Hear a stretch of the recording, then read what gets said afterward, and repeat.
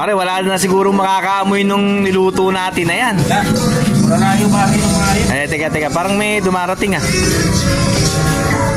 Oh. Balita ko, may nagtahan lang po. Eh, Masarap yung mga ano yun dyan na. alin ba? Ulam nyo. Wala kaming ano rito eh. Pwede po makahingi ng konting Napakalakas naman ang pangamoy mo, naamoy mo pa yan. Sige, ano ba gusto mo dito? kahit po yung manok na lang. Ay, masyado kang mapili ah. Ano lang po? Problema wala kami plastic. Meron po, wala po problema doon. May dala po akong plastic. Meron ba talaga? May talagang naka-ready ka ba? Naka-ready talaga yung nangihingi ng ulam. Grabe ka talaga ah. Yung plastic. Sige. Sige, Eric, kumuha. Kumuha ka na. Ikaw na mag-plastic. Ikaw na mag-plastic, sige. Sige po, Eric po. Pipiliin ko na po yung pinakamalaki. Marami po. Eto, gusto mo baka ito na lang kuhanin mo. Hindi po yan.